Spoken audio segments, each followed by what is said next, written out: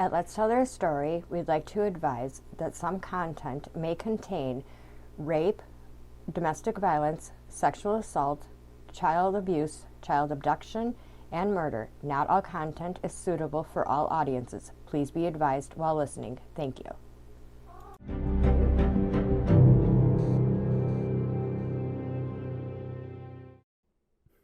You know that, right? Okay.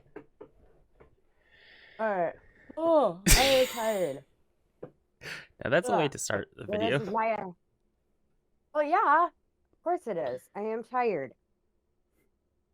Yeah. Have you ever heard of Christopher Scarver? Christopher. No, I'm not actually. Ooh, this is gonna be fun then. 'Cause, yeah, he is kind of before your time, but once I get into the story, you'll understand. Like, oh yeah, okay, now I know who you're talking about. Um, there's a little bit of a plot twist at the end, so Christopher J. Scarver, he was born on July 6, 1969 in Milwaukee, Wisconsin. He was the of 5 children. There's not a whole lot of information on like his growing up and whatnot, but he managed, not managed, but he ended up dropping out of school his senior year, and it's said that he either dropped out because of disciplinary issues or academic, and it could have been both, but he had a history of, I don't want to say wild child, but he was not exactly the golden child either. Not teacher pet. No, he was not a teacher's pet, not even close. Um, which is really weird because do you realize what today is? Today is the 24th. Anything special about today? Mm, You're like, there should be. I know there's something, yeah. right? 20 years since your Uncle Steve passed away. Oh. Yeah. And the only reason I bring that up because there's a guy in here that's name is Steve. So that's the only reason it brought. And I didn't take the day off, so I'm going to be interesting because I normally take the day off. Like, but and also today was also the day that the U.S. flag raised on Iwo Jima. I did not know that. Interesting. Or, Anyway, no, let's get back to the story. Wait, is today the 24th or 23rd? Today's 24th. Yesterday was 23rd because yesterday was your other uncle's birthday. Yeah, so Iwo Jima was the 23rd, not today. Sorry. Today was. There are so many reasons why customers get that trusted. The Alamo Defender. Alamo? Yep. Okay. All right. So eventually, Christopher Scarver goes into the Wisconsin Conservation Corps, and he's in as doing a carpentry training. Sorry, Pearl. What? What's wrong, baby? Huh? What is wrong? I let you come down here to be a good girl. You don't have to be arguing with me. No, we're not arguing. She's We are not arguing. Lay down and behave. She's arguing about because the president and Andrew Johnson was impeached today. But she can't hear anything. Oh, no, I can't say that. So he goes in for carpentry, and once again, I got to get rid of these fur monsters. All right, give me a minute. See ya, kitty. Come on back, Rose. Come on, kitty. And this is.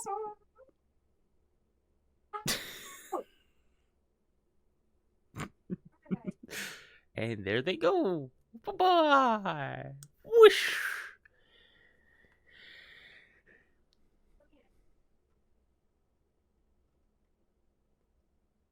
Huh.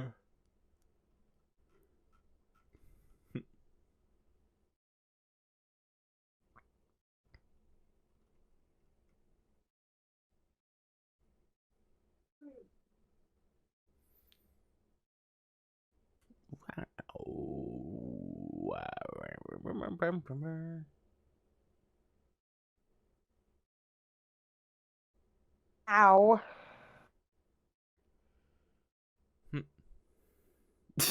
Ow. I What can, you did to me? I can. That hurts. Oh, ow. Wow. Okay, where was I at? Carpentry. Okay. Well, with his I don't think it was disciplinary problems. I think he had authority problems because once again he didn't Break laws. I don't know. I think he either dropped out of the conservation thing or he got kicked out. I think he dropped out, which was really stupid because him and his girlfriend at the time had a baby on the way. And his mentor there, whose name was Edward Patz, had told Carver that he would give him a full-time job upon completion of the conservation corps. But after Carver leaves, Edward loses his job there. And then on June 1st, 1990,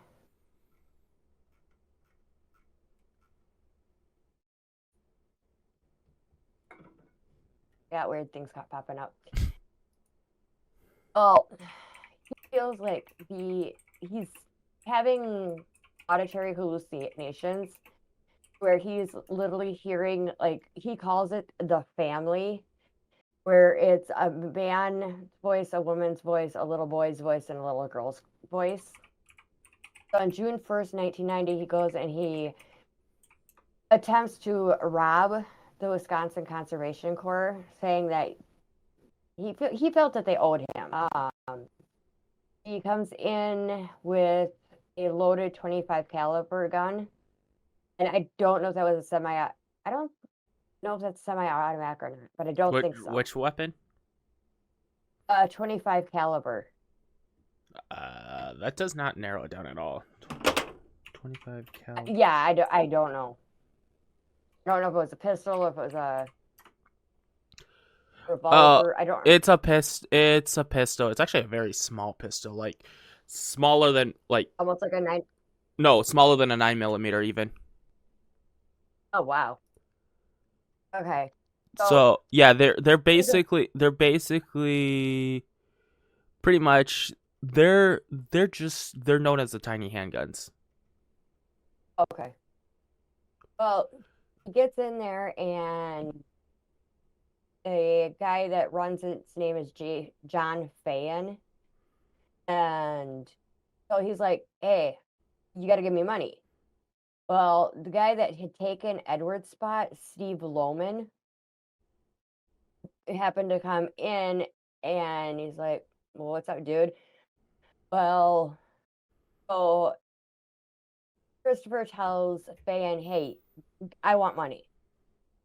Well, I don't know what Fayan was thinking, but he must have been like, okay, well, I got $15 in cash on me, and he takes that out of his wallet and gives it to him, and Scarver shoots Steve in the head. And he looks at Fayan and he's like, his exact words were, do you think I'm kidding now? I need more money. So, Fayan starts to write him a check for $3,000. Well, Scarver's like, thinks that he owes him like a whole year's salary or something like that. Well, he's not happy with it. And he grabs the check from Fayan and Fayan's credit cards. And while Scarver's leaving, he continues shooting like bam, bam, bam, bam, bam. Like he probably didn't want to leave any witnesses. Well, it didn't take very long for cops to show up, and he was arrested at his girlfriend's apartment building because he was sitting on the steps. Now, I can't go into Scarver without talking about Jesse Anderson. Jesse Anderson was he came from a middle-class neighborhood and graduated in 1975 from the Alton High School in Illinois. He had gotten a scholarship to the college. I didn't write it down. I thought I was going to remember it, but it's kind of a more prestigious college. Well, his scholarship ran out in 1977, and he goes and works for a family friend's pizzeria called Happy Joe's. Well, within a year after he gets his scholarship runs out, he's telling the owner, Jim, of Joe's Pizzeria that he doesn't have the scholarship anymore and he needs money and whatnot. So Jim actually ended up opening up a second Happy Joe's Pizza where Jesse was upgraded to a manager. Eventually, Jim realizes somebody's taking money out of the tills and told the employee, if something sketchy is going on, I will have you guys polygraphed. Well, Jesse refused to be polygraphed, and at this time he was living with his boss Jim, so Jim kicks him out, fires him, and while he was at this prestigious college, he met this woman named Deborah. And after 4 years, they'd gotten married, and then like within 4 years, their son John William was born. When John William was born, Jesse starts showing his true colors. Like he is a total jerk. Like telling her she can't do this, she can't talk to this person, can't talk to that person. Like, and he's just degrading her body and whatnot. And at the time, he's telling her how him and his buddies used to do a bunch of burglaries back in the day and that they'd beat some guy up and whatnot. And while he's with Deborah, he goes to the community college and gets his bachelor's degree. Well, it didn't take long, and well, actually, it wasn't even Deborah. It was Jesse that filed for divorce, and eventually Deborah she remarries, and John Williams is adopted by her new husband, which was probably good for this kid and for Deborah. And Jesse he was just happy because he got out of paying child support. Well, it didn't take very long, and they got divorced in 94. Yeah, in 90, no, 84. And in 84, Jesse got remarried and he married a woman named Barbara. And they got, it's not confirmed, but it's probably that Jesse was seeing Barbara while he was still married to Deborah. Well, while he is married to Barbara, he applies for the FBI. Well, the FBI does a bunch of backgrounds and whatnot. Like, even they go and talk to family and friends.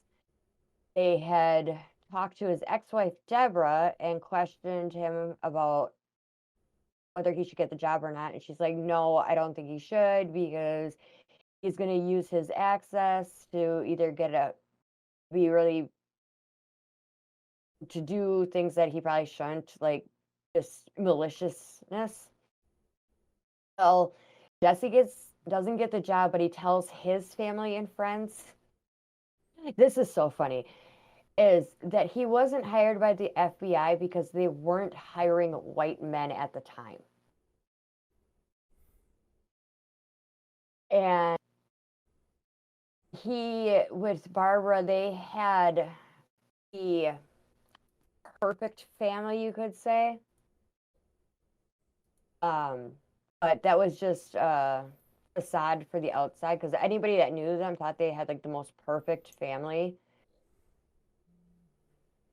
In 1987, she had their first child, and by 1992, she had their third child.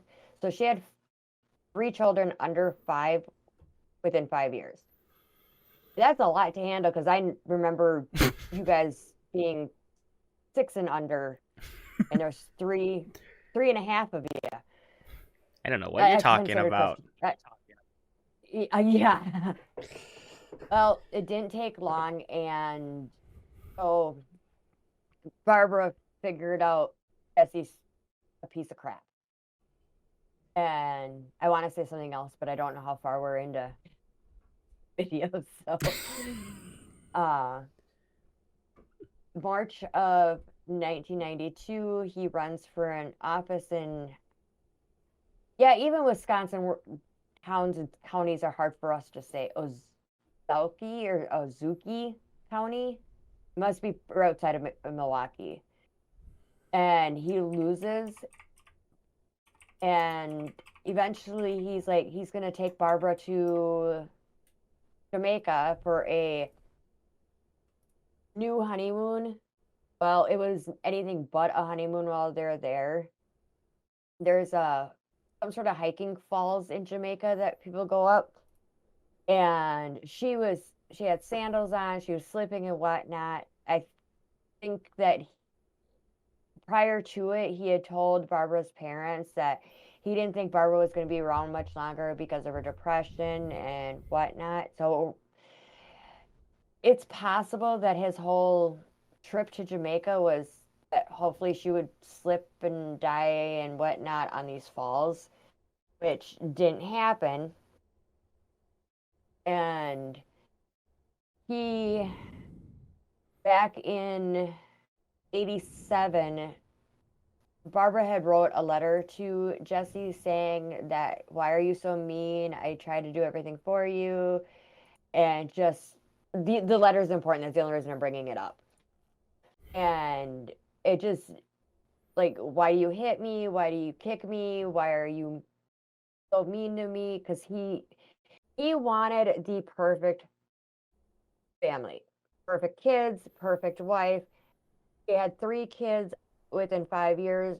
That baby weight is not always that easy to lose. She hadn't lost it. So in, let me,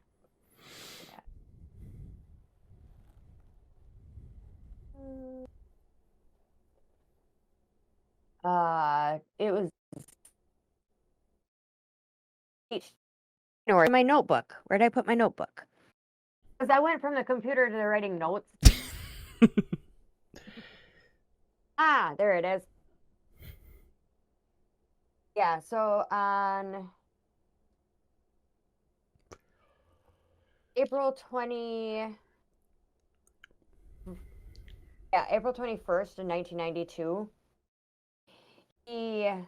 this is after they were in Jamaica and whatnot, comes back, and they're going on a date night that neither one of them really wanted to go on. But so while they're on this date night, they go to the mall, the north side mall in Milwaukee. I guess there's a north side and south side. I stay out of Milwaukee because I don't like driving in Green Bay. I don't want to drive in Milwaukee. I live too close to Minneapolis. Exactly. I mean, my doctor's appointments a couple of years ago were all in Green Bay, so they go and they see the movie City of Joy. I didn't even know this movie existed, but I was also only 12. And then they had the supper at TGI Fridays. So they get out of the TGI Fridays, and all of a sudden, a bystander hears a woman screaming, "Help, help, somebody help me." And then in the process, well, Barbara's stabbed in the head, and she's laying underneath a van. I've seen pictures of this van and whatnot, and I'm sorry, but it's the kidnapper van that she ended up crawling underneath. Anybody that knows anything about what I'm talking about knows exactly what I'm talking about. You know which van I'm talking about, right? Meow. Yeah, pretty much, yeah. So the cops show up, and Jesse literally has a knife in his chest, and the EMTs and the cops tell him not to pull it out. Of course, he pulls it out, because he's a big tough man,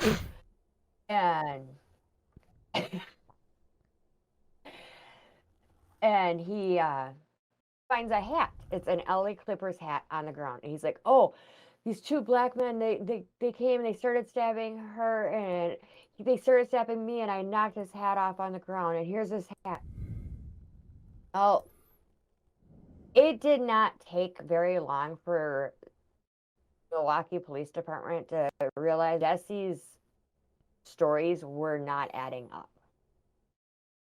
They had his suspicions they had their suspicions of him right away, because Barbara had been stabbed 21 times in her head, between her left eye and her left ear. And she ended up in the hospital for 2 days, where after Jesse covers from being in the hospital, he takes her off life support. No questions asked, just, "Oh, I don't want her to live in a vegetative state." That was his excuse. They take her off life support. And that was on April 23rd of 92. What is with people trying to stab people 21 or 23 times? I don't know. Well, Jesse stabbed himself 4 times. And the last time he kept the knife in there, and they were superficial wounds. So with them being superficial wounds, the cops were already onto it.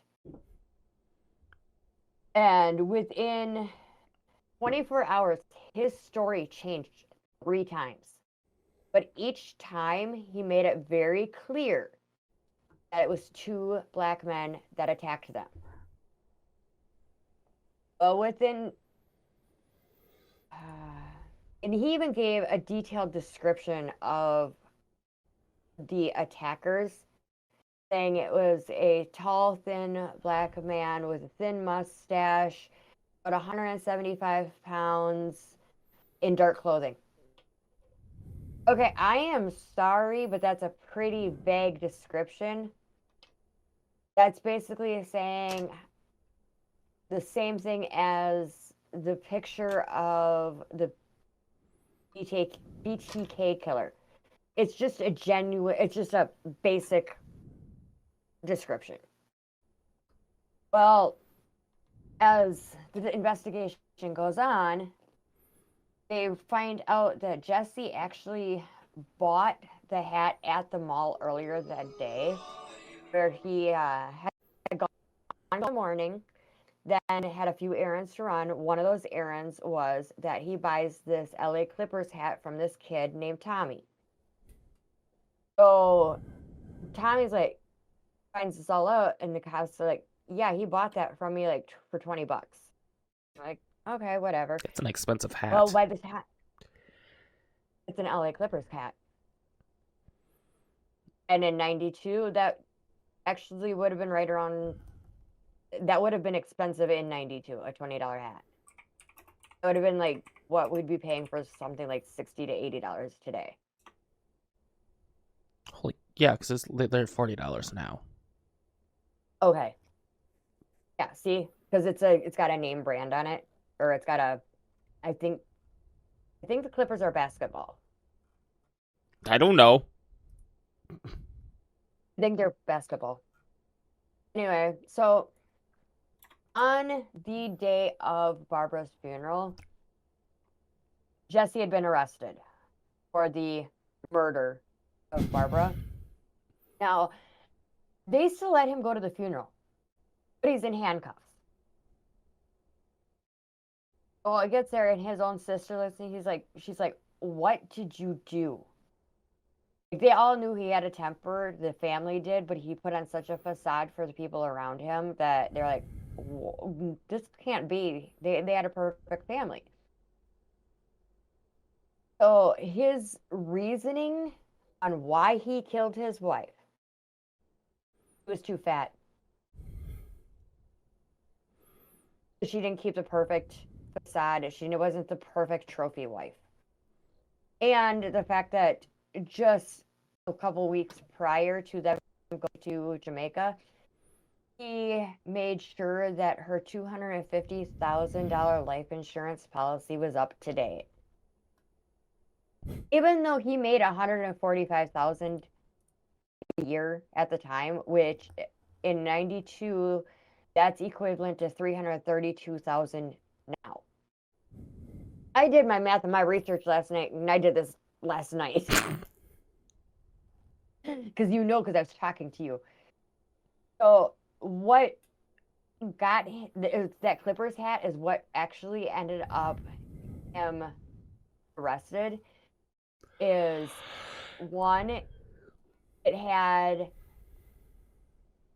Barbara's blood on it, which was in the back seat of his Volvo, because he made sure to pick that up to make sure I knocked this off. Just not only did it have Tommy's hair follicles in it, but it also had the Andersons' dog's hair in that hat, because the dog was known to ride in the back seat of Jesse's Volvo.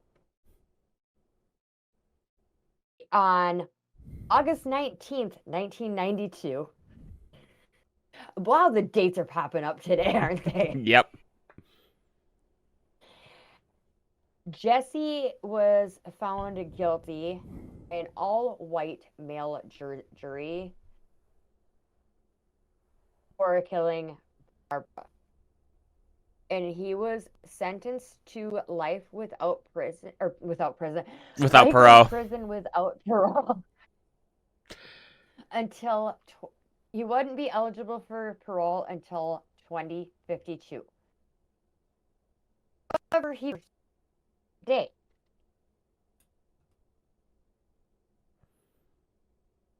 On November the 8th,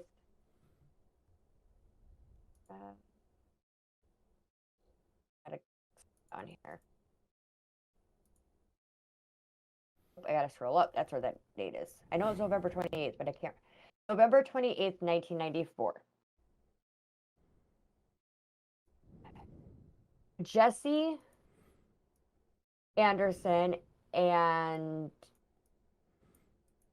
Christopher Scarver and one other person are sent for cleaning detail at the Columbia Correctional Institution in Wisconsin. They are to clean the gymnasium. This is at 7:50 a.m. that morning.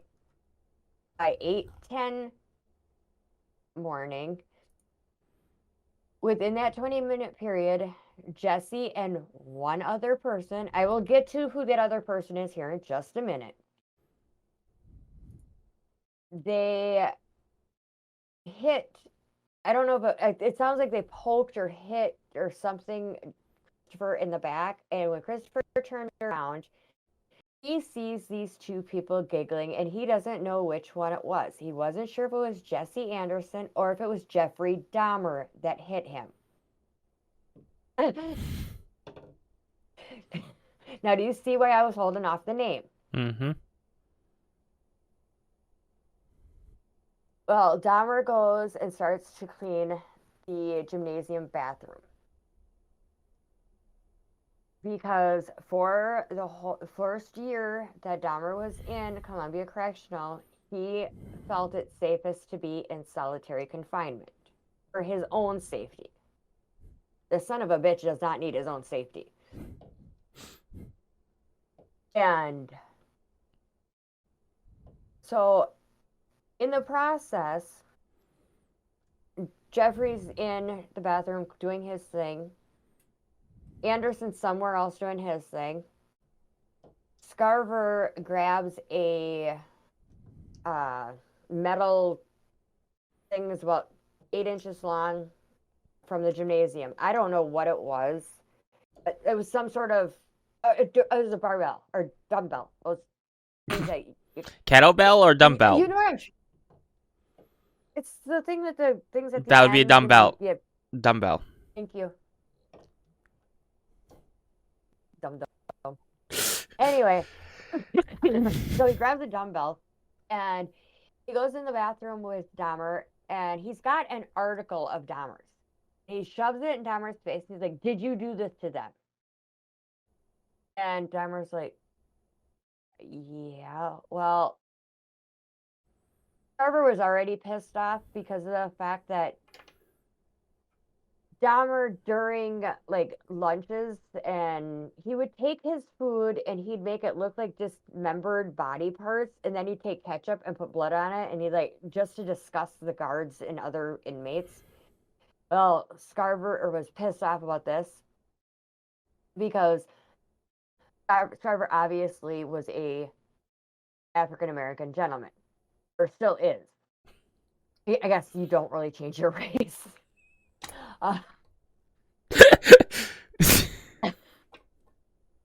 And well, I guess the reason I said he still is because he's still alive. I guess that's why I said it. Yeah. And he takes this dumbbell and he starts smashing Dahmer's face in.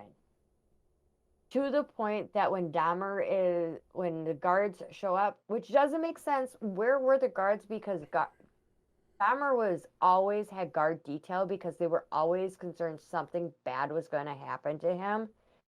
So there is allegations that this may have been partly an inside job. After Scarver beats the crap out of Dahmer, and he's just barely hanging on, like he could hear him gargling for air, which probably was more like the death rattle, which is not a fun sound to hear. I've heard it a couple times. And so then Scarver goes and finds Anderson. Well, Anderson, upper class white man from the burbs, who accused two black men of killing his wife, even though he's the one had done it. Earlier in the art room of the Columbia Correctional Institution, there was a inmate that was very, very proud of a artwork that he had done of Martin Luther King Jr. So it was on the wall in the art room, and Jesse earlier that week had taken a red dot and put it right on Martin Luther King's forehead, like right here, and made it look like a bloodshot because Martin Luther King was assassinated.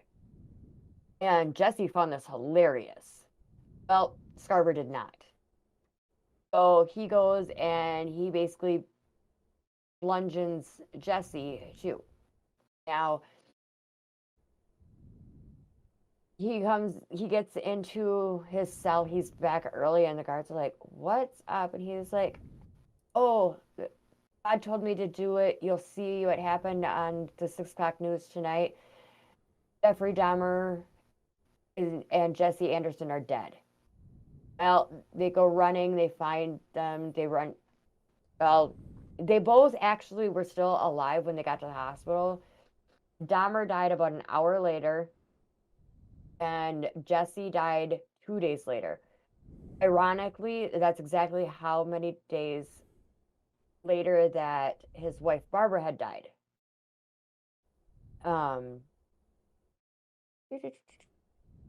Now, just a quick mention, this was not the first attempt on Dahmer's life.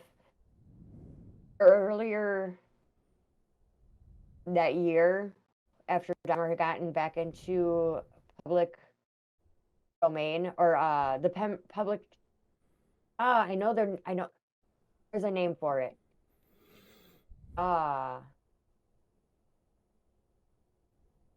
General population.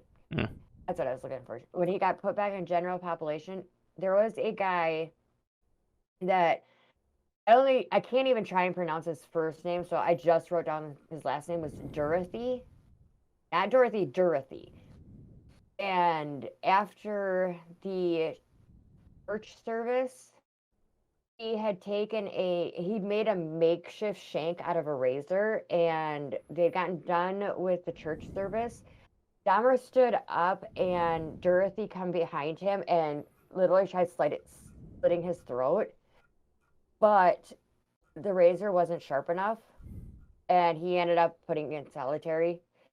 And to this day, this guy does not regret what he did. He just he went so far that he managed to not just get transferred to Columbia Correctional Institution, but he ended up getting in the cell right next to Jeffrey Dahmer.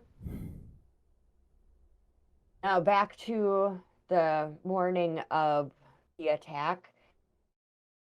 So somewhere in between Carver's incarceration for Steve Loman and the morning of the Dahmer Anderson murders, he had been diagnosed as schizophrenic by the prison psychologist.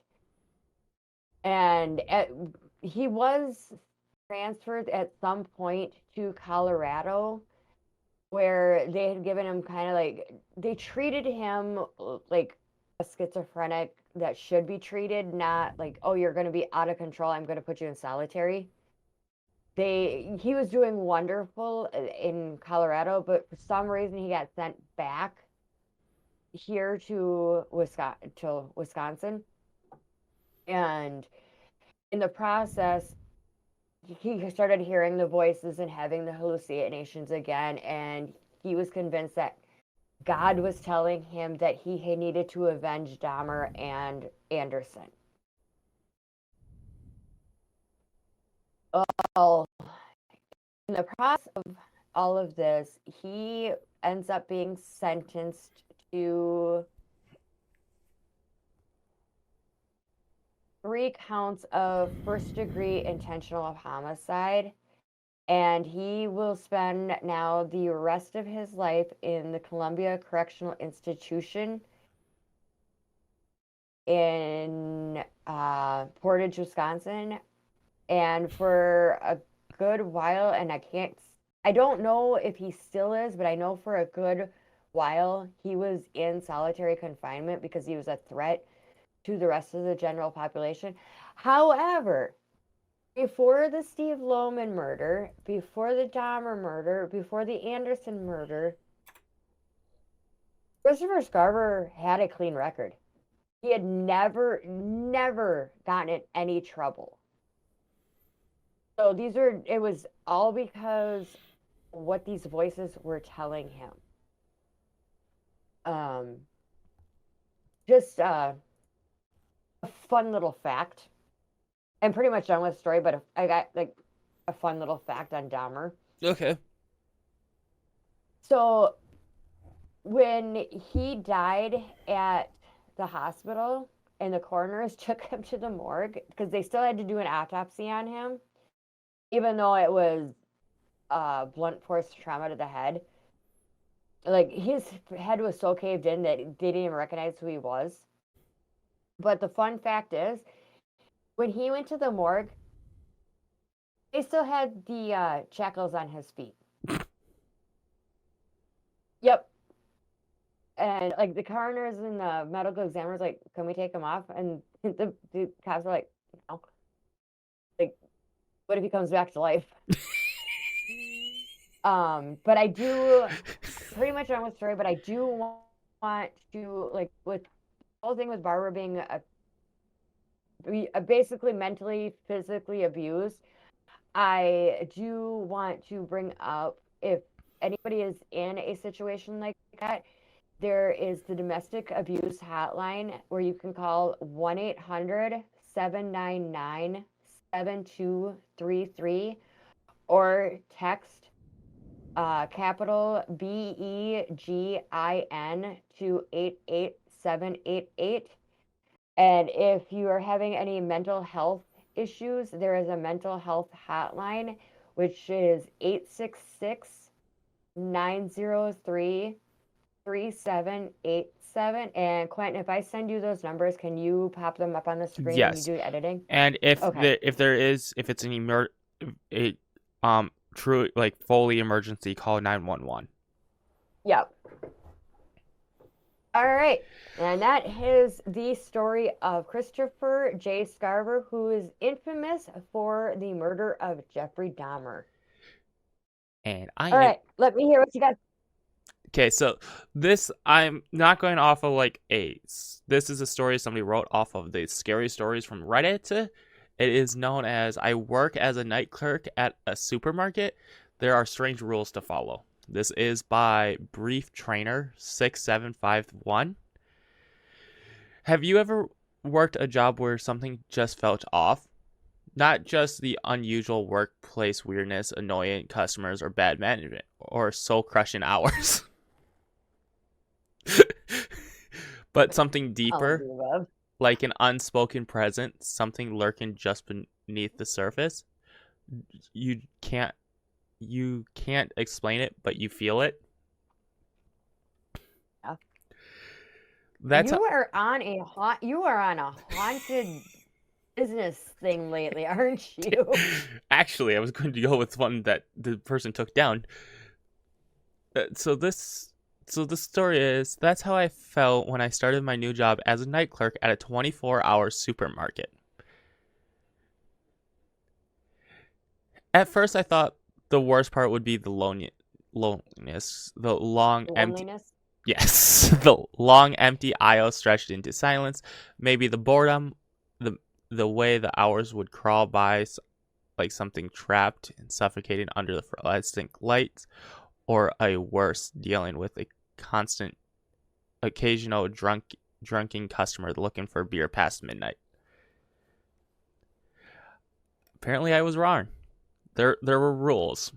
Not the regular store policies like stocking the shelves or keeping the floor clean. These rules were strange, unsettling. They didn't make sense, but one thing was clear. Breaking them was not an option. How did you just do that without your mouth moving? What? You said breaking them was not an option and your mouth did not move. It was weird.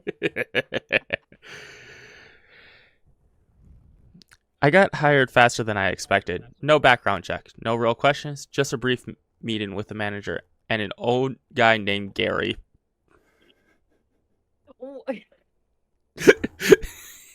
Okay, now the reason Quentin's laughing on that is his grandpa, my dad's name is Gary. We're having a lot of weird things correlate today. Yes, who look like they've seen far too many night shifts. He sat behind. You want to know something really weird? Okay, sorry to cut you off, but your grandpa used to work night shift when I was a kid. He sat behind the counter, his fingering tapping against the cheap laminated surfaces in a slow, steady rhythm. The night shifts is simple, he said, his voice low and tired. Not many people come in.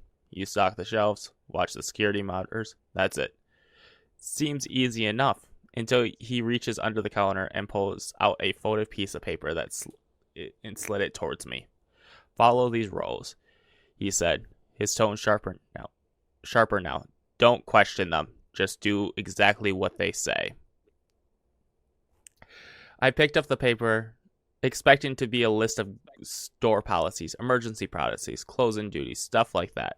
But as soon as my eyes landed on the first rule, something in my stomach twisted. Rules for the night clerk. If you see a man in a long coat standing in aisle 3, do not approach him. Do not acknowledge him. He will leave at exactly 2:16 a.m.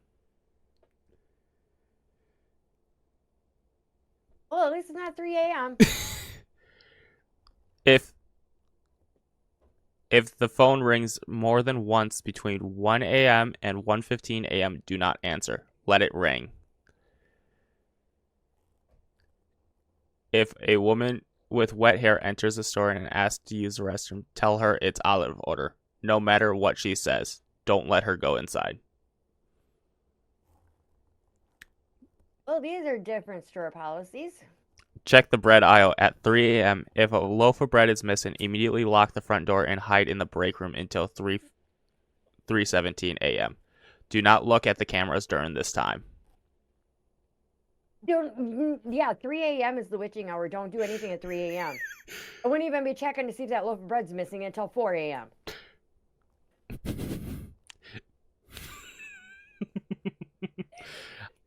If you hear laughter, if you hear the sound of children laughing after 4 a.m., do not leave the register. Do not speak. Do not move until the laughter stops. Okay, one, kids' laughter is just creepy the way it is. And now, if you have no kids there and then you've got kids laughing, that's really creepy. I let out a short, nervous laugh before I could stop myself. This is a joke, I asked, glancing at Gary. He didn't smile. He didn't even blink. His face remained unreadable, his eyes drained and sunken. Not a joke, kid, he said. His voice was flat. Just follow the rules, and you'll be fine. And with that, he turned and walked back towards the office, leaving me standing there, keys in hand, paper in my grip, my pulse thrumming like a warning bell. The first hour passed without incident. A couple late-night customers drifted in, grabbing snacks, paid, and left without much conversation. The store was eerily quiet. The kind of quiet that makes you hyper-aware of every flicker of the lights, even the distant hum of the refrigerators in the back. I restocked the cereal aisle, wiped down the counters, kept an eye on the security monitors, expecting to feel ridiculous for worrying about the silly list of rules. Then, at exactly 1:07 a.m., the phone rang. A sharp mechanical chime. Oh, I gotta chill. Chime cut through the silence. I froze. The rule flashed in my head. If the phone rings more than once between 1 a.m. and 1:15, do not answer it. Let it ring. But it was just the first ring. Maybe it was nothing. A wrong number. A prank. I reached for the receiver. My finger brushed against the plastic. The line went dead. The ring suddenly stopped. I exhaled, shaking my head. Maybe this was all weird invitation prank for new employees. Maybe Gary got a kick out of freaking people out. Then the phone rang again. 2 rings now. I stared at it, my hand over the receiver. The cold feeling crept down my spine. What's the worst thing that could happen if I answer? Then, on the security monitor, something shifted. My breath caught in my throat. A man was standing outside the store, just barely out of view of the camera. He wasn't moving. He wasn't pacing or looking at his phone like a normal person. He was just standing there. The phone rang a third time. I backed away from the counter. Let me guess, he had a long coat on. I backed away from the counter. My instinct screamed at me not to pick it up. I didn't. I let it ring. The 4th rang. Then silence. I exhaled. Tension still coiled tightly in my chest. Slowly, I turned my eyes back to the monitor. The man outside was gone. For the next hour, nothing happened. The store remained quiet. I was undisturbed. The only sound were the low hums of the refrigerators, the occasional creak of the old ceiling vents. I glanced at my phone, half expecting it to ring again, but it didn't. I told myself it was just a coincidence, some late-night weirdo lurking outside, a misdialed number, nothing more, but I wasn't in the mood to take chances. The uneasy feeling from earlier refused to fade. Instead, it grew, settling deep in my gut like a warning. I didn't understand what was happening, but one thing was clear. I had to take these rules seriously. So when the clock hit 2:15 a.m., I turned towards aisle 3, and he was there. A tall man in a long coat, standing perfectly still, facing the shelf. A shiver crawled down my spine. That was time perfect. My grip tightened around the edge of the counter. Do not approach him. Do not acknowledge him. He'll leave exactly at 2:16 a.m. My gaze darted to the security monitor. 2:15:34. The numbers glowing ominous. Steady and unblinking. I held my breath. Seconds dragged on by, each one stretching longer than the last. My heartbeat pounded against my ribs. The man didn't move, didn't shift, didn't even seem to be breathing. He stood there, staring at the shelf as if he's waiting for something or someone. The lights gave a brief, uneasy flicker. In that split second, my eyes caught the security monitor. 2:16 a.m. The aisle was empty. Just gone, like he'd never been there at all. No footsteps, no flicker of moment. One moment he was there, the next he wasn't. I shook in my shaky breath, my hands clammy against the counter. Had I imagined it? Was there some elaborate prank? Or maybe have I just stepped into something I wasn't meant to see? A chill settled over me, creeping the surface weight in my chest. I felt like I had a mistake, stepped into another world, one where the normal rules of reality did not apply.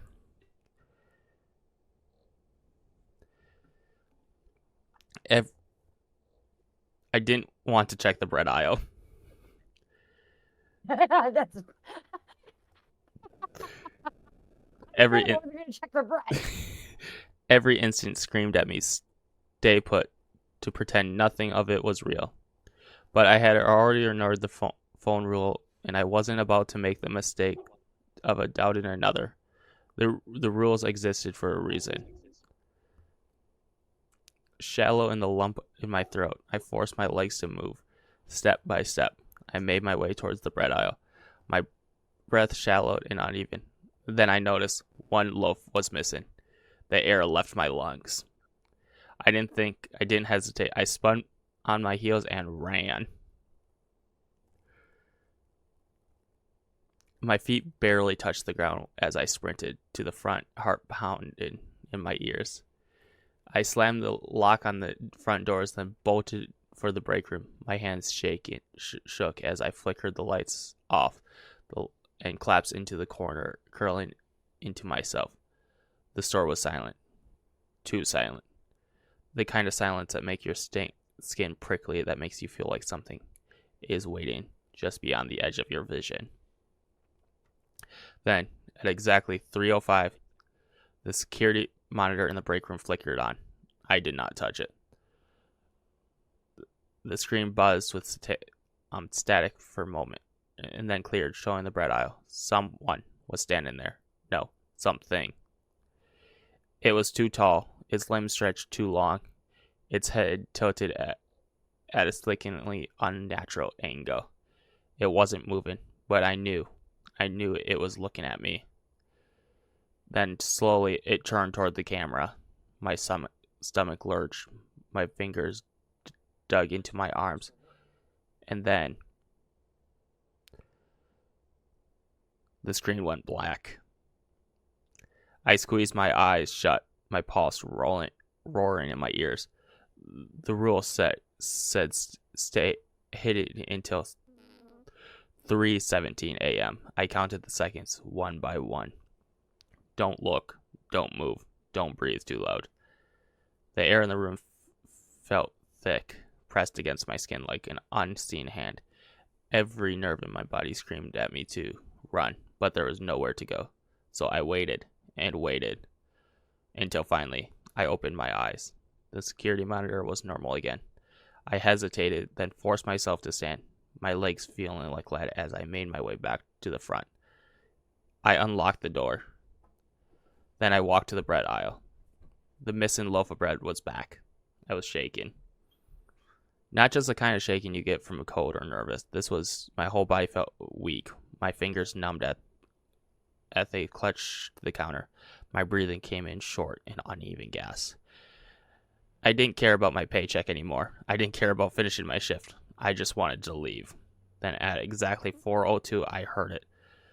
A sound that made my blood churn to ice. A soft, distant laugh echoed, barely there, yet impossible to ignore. At first, I thought I was imagining it. The way exhaustion plays your trick on the mind. But then it came again, high-pitched, playful, like children playing hide and seek. It echoed through the aisles, weaving through shelves, moving closer. My grip of the counter tightened, my knuckles turn and wait. Do not leave the register. Do not speak. Do not move until the laughter stops. The rule repeated in my head like a desperate prey. The laugh grew louder, closer. Something flickered in the corner of my vision. A shadow darting between the aisles. Fast. Too fast. I struck in a breath. I did not turn my head. I did not look. I squeezed my eyes shut, forcing myself to stay still. The laughter was right behind me now. Soft, almost playful, but dripping with something that did not belong. Light, airily roaring. Then something cold brushed against my neck. A shiver shot down my spine, every nerve in my body screaming, and then silent. Nothing. No laughter, no movement, just a low hum of the light buzzing overhead. Slowly, so slowly, I opened my eyes. The store was empty, like nothing had ever happened, like nothing had been there at all. But I knew better. I felt it. Something had been right behind me. I didn't wait. I grabbed my things, shaking my hand, my mind screaming me to go, go, go. I wasn't finishing my shift. I wasn't clocking out. I was done. And I made it to the front door, heart pounding, already reaching for the lock, and then I heard a voice, low, calm, too calm. You did well, it said. I froze. The hairs on my back, on my neck stood on end. I slowly turned. Gary stood there. Oh, jeez.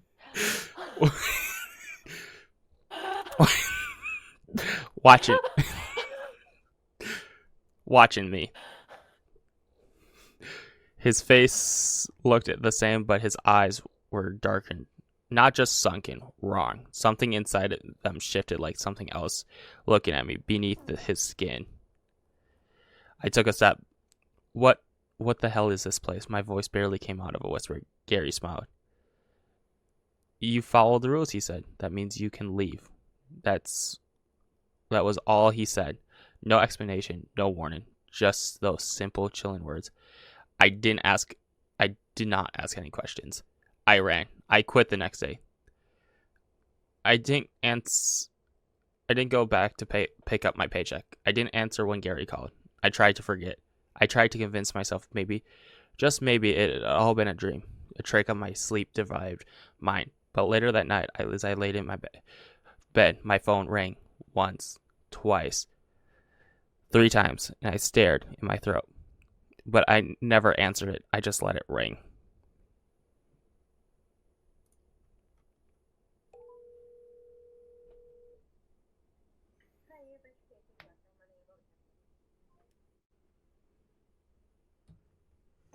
You creeped the crap out of me. That is not a creepypasta, is it? No, it's not. Oh, by the way, did you... What did you think of it? That was... I got chills. I had to turn a little heater back on because I was so cold. Even though I was complaining it was warm in here earlier. That would be from the Scary Stories Reddit page called I Work at a Night Clerk at Supermarket. There are strange rules to follow. Wow. So I don't know which is creepier, working a night shift at a supermarket or working night shift in a nursing home or a hospital. I don't think there's much difference. There can't be. I think you weren't expecting that story, were you? No, you had me. I had chills multiple times. So you know how we normally say I don't think I'll be going to a convenience store at 2:00 in the morning ever again. I told you that was going to happen too, did I not? Did I not tell you that? Yeah, but there's only one. There's only one that's open here in town all night. Oh. So normally my stories are the ones that be the relaxing story. Yeah, not this time. Neither one of us were relaxing today. They were pretty. Actually, yours was probably more relaxing than mine. Yeah, which is weird. Yeah, that is kind of weird considering there was 3 murders in mine. Mine had nothing to do with murders. No, but yours was creepier. Yeah.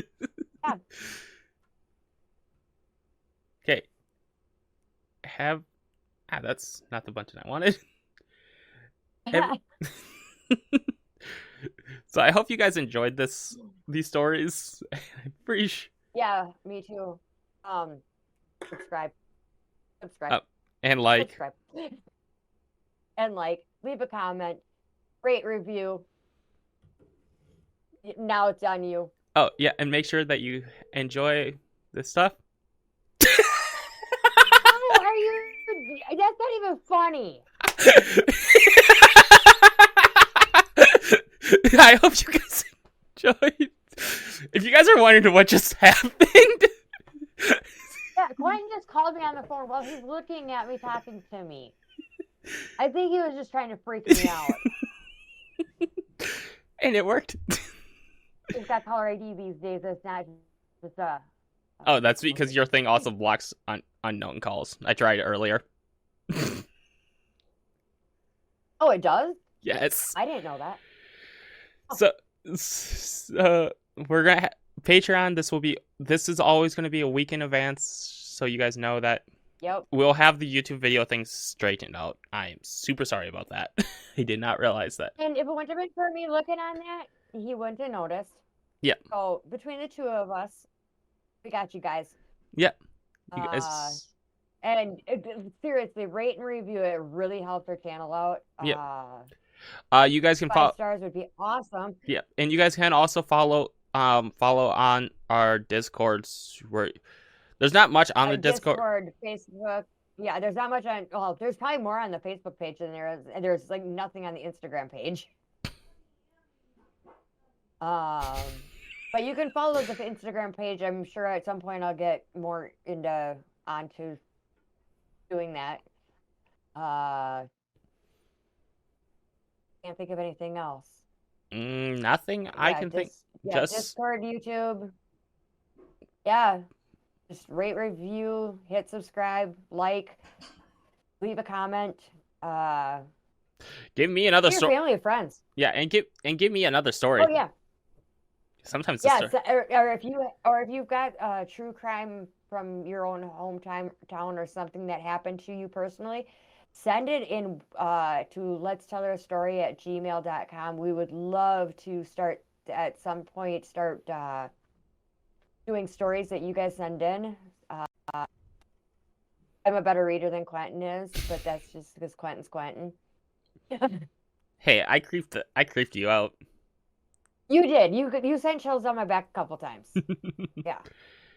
But until next week, you guys stay safe, but stay curious. all right.